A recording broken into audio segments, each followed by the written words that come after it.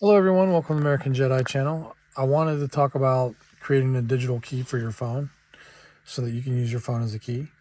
So I'll just lay it out from the very beginning. You're going to want to create a Polestar account by downloading the Polestar app onto your phone. And you're going to follow the instructions on there to create an account.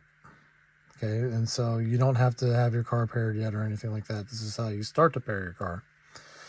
So you create an account, and once you have the app loaded up, you'll find an option under one of the tabs. I believe it's the last tab. I'm not sure. There's 4 tabs, so there should be one it'll tell you basically that you have no car in your profile or no car paired yet. One of the two. So you're going to click on that, and then it should come up with the option that you're going to pair your phone to the car. Okay, you're going to stop there. Then you're going to go into your car and you're going to log into Polestar, right? So you normally have, Google that you're going to be logged into because that's how the whole car works with the Google Maps and everything else. So you have your Google account logged in. Then you're going to log into Polestar through the car.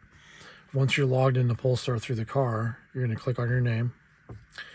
And then you'll click down here in digital key and remote functions. This is 2.7. Let me go back so you can see that. Once you click on your name, these are the options that show up. Okay, so digital key and remote functions. And then there'll be an option at the bottom. Since my car is already paired to a phone, there'll be an option at the bottom, pair to phone. Okay, you're going to click on that. And then it doesn't really matter which one you do first. I've done them both, but it'll say in the app pair to car, and then the app will start searching for the car. Now what you got to make sure that you do is you got to have all 3 keys. Usually the car comes with 3 keys, 2 key fobs and 1 sport key. You got to make sure to have all the keys in the car. Okay, and then when you click pair on your car, it'll basically start searching for your phone. Make sure your phone's Bluetooth is on, because that's how it connects to the car. So your Bluetooth is on, your car is searching for the phone, your phone's searching for the car, and the car will first look for all the keys. It'll say searching for keys, and then it should find them all.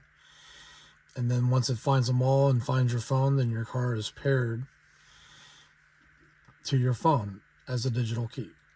So that's pretty much it. If you need more detailed instructions, leave a message in the comments section and I will lay it out for you, Barney style. All right, guys, thanks for watching and have a good day. Take care.